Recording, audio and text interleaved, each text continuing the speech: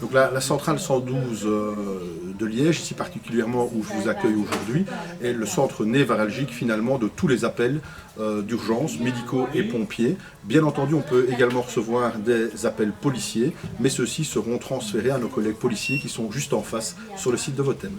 Notre quotidien ici à la centrale d'urgence 112, c'est de prendre des appels d'urgence. Bien entendu, ils peuvent être prioritairement de deux types, des appels médicaux et des appels pompiers. Pour les appels pompiers, nous produisons un call taking, c'est-à-dire que nous prenons l'appel, nous allons prendre l'adresse, déterminer un code d'intervention lié à un protocole dans le manuel belge de régulation pompier, transférer toutes ces informations vers un des 6 dispatching pompiers de la province de Liège.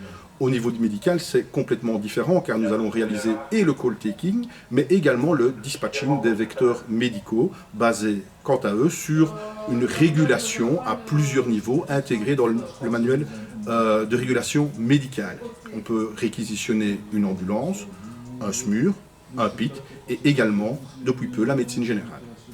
La centrale 112 de Liège, c'est un peu plus de 40 opérateurs, un staff administratif de 10 personnes, plus ou moins 800 appels d'urgence par jour qui vont se concrétiser entre plus ou moins 200 à 300 interventions au quotidien. La centrale 112 a une relation privilégiée avec les services du gouverneur en plusieurs axes. Le premier axe, c'est tout ce qui est planification d'urgence, par exemple dans le cadre des préventifs que nous organisons tout au long de l'année, que ce soit aussi bien au niveau des sports rallye, mais également très connu en province de Liège pour les manifestations sportives au Standard de Liège, mais ça peut être tout autre événement sportif, médiatique, événementiel.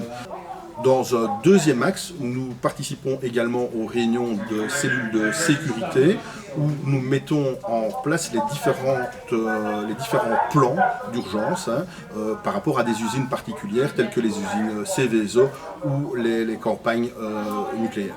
Alors le troisième axe, et non des moindres, est évidemment la gestion de crise, où nous avons un siège à la cellule de sécurité provinciale. Notre rôle principal est d'amener de l'input finalement à cette cellule de crise, et donc nous envoyons un opérateur, régulièrement un chef d'équipe, dans cette cellule de crise qui est en relation permanente avec le centre névralgique qui est la centrale 112.